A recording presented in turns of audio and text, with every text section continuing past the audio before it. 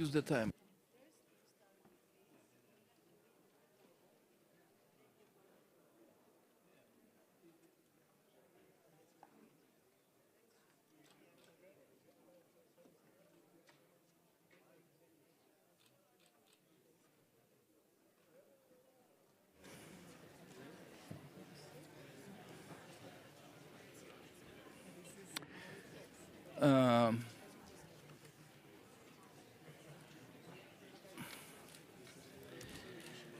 Yes, yes. Dear colleagues and friends, attention. The sitting, yes, the sitting is open. So, on behalf of you, I would like to declare the 2023 after New Year, our ordinary session of the Parliamentary Assembly of the Council of Europe declared to be open. They cannot hear. No? Emmanuel, come closer, please. Okay. Closer. Now is better. And use the hammer. Now is better. Thank you. Allow me, dear friends, to say that our sitting is open, and I declare our ordinary session of this after New Year 2023 session of the Parliamentary Assembly of the Council of Europe to be opened. So, welcome, and I would like to welcome Secretary General. Nice to be together. Allow me, friends, being not, I'm sorry for my joke, being not oldest, but long-standing member of our Assembly and having honorable duty to say a few words on the beginning of our session. And after that, we will go with all possible procedures for election and for approval of our seats in the committees and in the chairmanships. So, allow me to say that I remember very well when I entered these facilities of Council of Europe Parliamentary Assembly, this hemicycle, for the first time in '93. And at the same time, I met Despina. It was for her first year too. So, Despina, 30 years for both of us together. And I can humorously tell Despina, and you still radiates youth, that the conditions in our post-Soviet prisons were indeed poor. Well, that was your connected to your report during those times. But later, Lithuania accepted the criticism and corrected the situation. Separately, looking back on the history of the Assembly, I would like to thank Kingdom of Denmark and their delegations for the historical resolution proposed in 1960 by the courage Member of Parliament, then conservative leader of Danish party, Marie Antoinette von Lowzow, died in '85 and adopted by the consultative Parliamentary Assembly of the Council of Europe regarding the non-recognition of the occupation of all three Baltic states by Soviet Union. In '96, Russia was obligated to withdraw its troops from Moldova and to pay compensation to those deported to Siberian gulags. And most of those commitments from the '96 by Russian Federation was not fulfilled. We will be heading for another world war, Dan told our delegation when Russia rejected to fulfill all their obligation to Council of Europe Parliamentary Assembly and to Council of Europe executive part. If you remember, dear friends, Russian Democrats in this room, in the chamber, talked about it's the most. Boris Nemtsov, standing with his head held high at the Maidan barricades in Kiev, said that the Russian Democrats are with Ukraine. And for that, he was killed in front of Kremlin. After Russia's invasion to Georgia in 2008, after the unprovoked annexation of Ukrainian Crimea in 2014, with the representative of bordering states, especially Poland, Baltic states, from time to time our Romanian colleagues, constantly try to warn you about the threat to us from Russia. Ukraine, which now has the status of a proud European Union candidate country, is now under attack of mass murderer. This country, Ukraine, even during the war, when the bombs are falling, heroically takes decisions that correspond to the spirit of the values of the Council of Europe.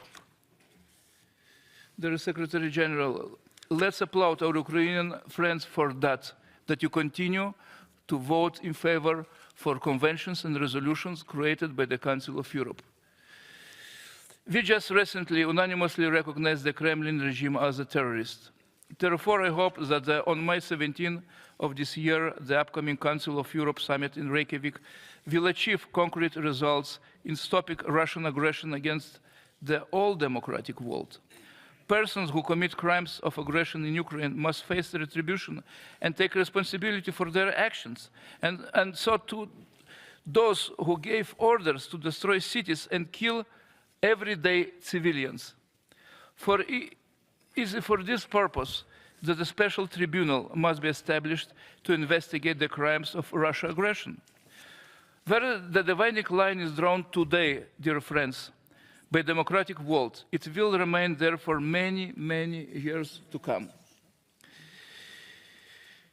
In his speech yesterday on the occasion of the 63rd the year 1963 German-French agreement, President Macron drew attention yesterday to the project of the European Union, which we will all have to defend.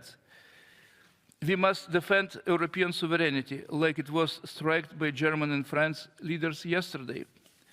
After February 24th, we unanimously reached a formula and would like to strike unanimously in this chamber, reach the formula of all kinds of support, including tanks for Ukraine.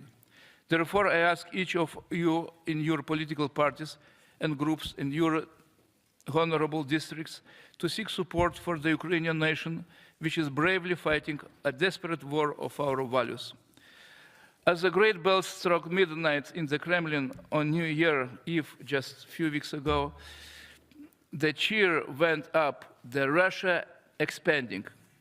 You should know, Mr. Putin, that the entire democratic world, shoulder to shoulder with Ukraine, is toasting not the expansion of Russia, but the enlargement of the space of democracy, peace and European values. To that we can say in this New Year, hooray. On 27, just in a few days, we will commemorate the International Holocaust Remembrance Day. You know very well, like former colleague Boris Silevich, I am from a Holocaust survival family.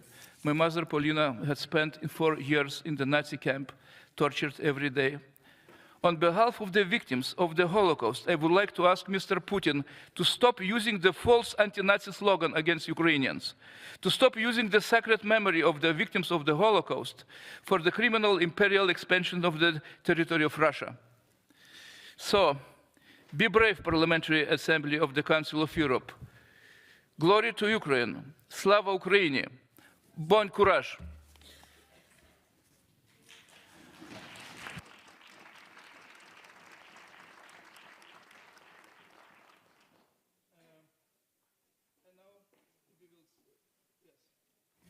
Now we will start the examination of the credential.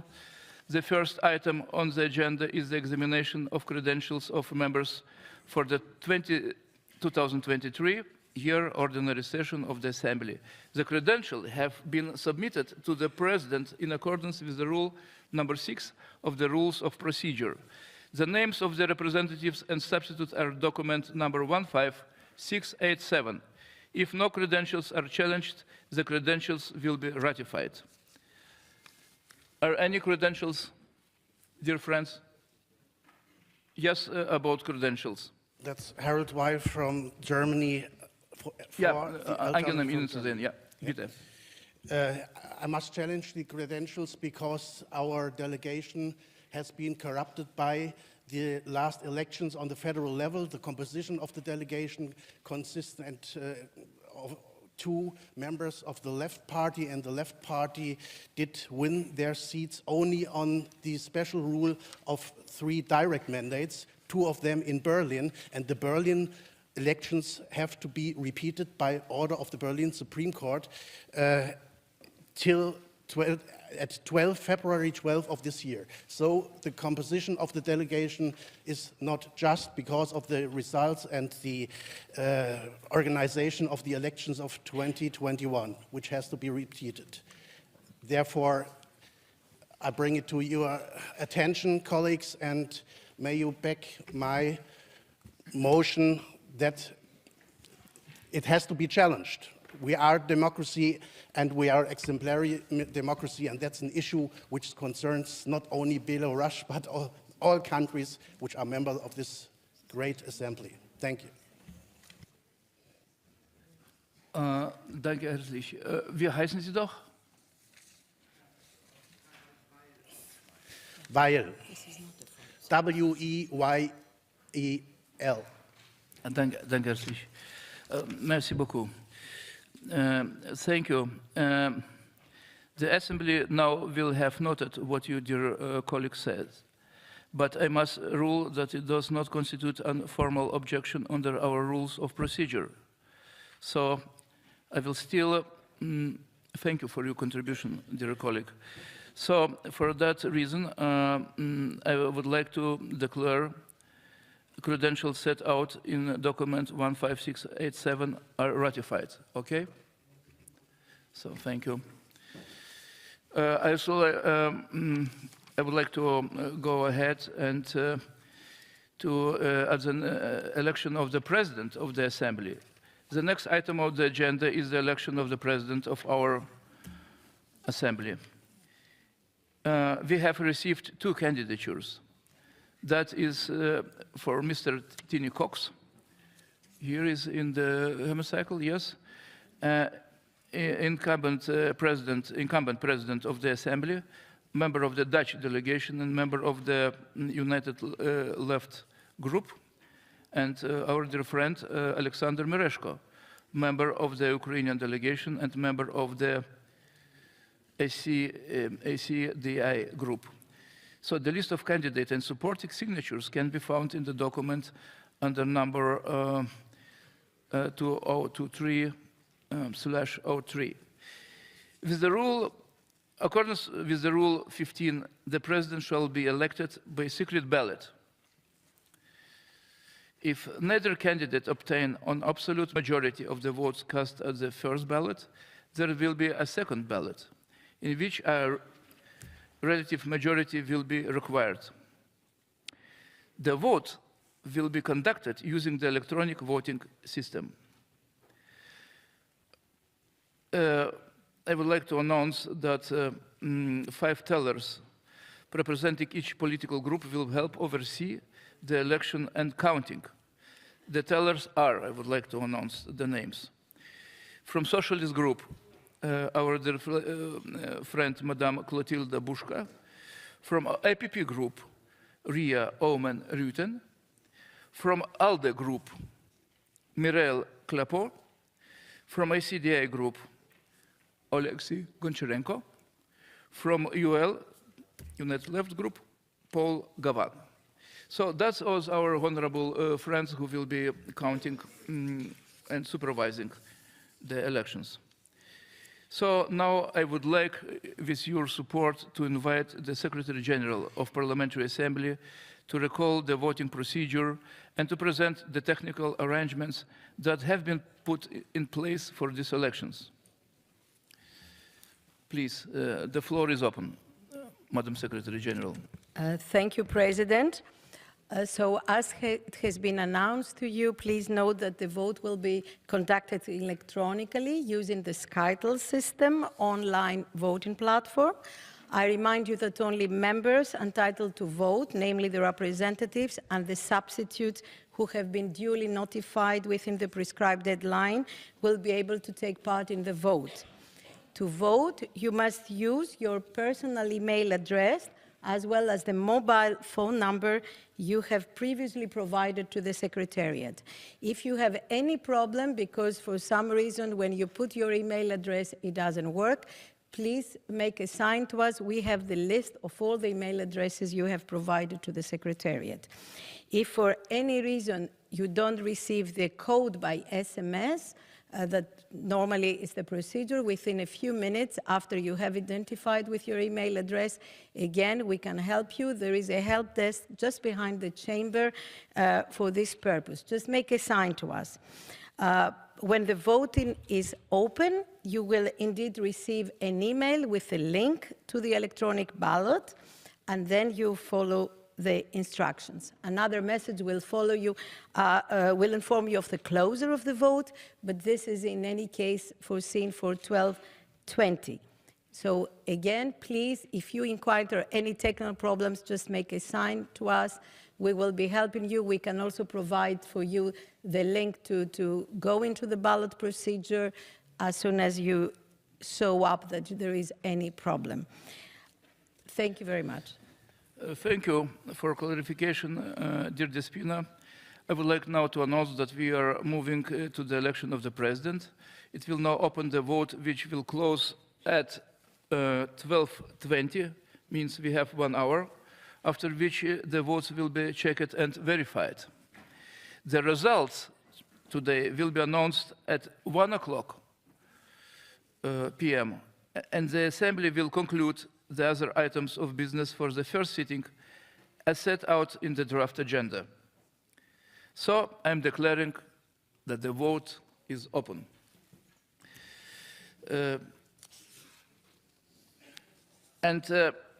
I would like to declare to you that, again, that the result will be announced 1 o'clock.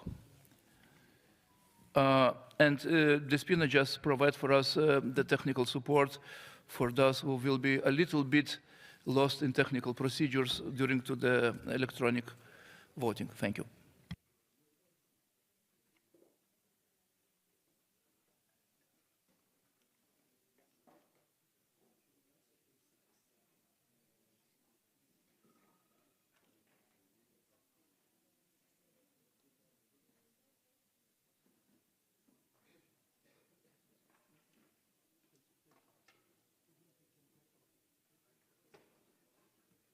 So the consultation, if you like to have, is behind in the place where was former place of our voting, usual voting, yes, behind the scene here,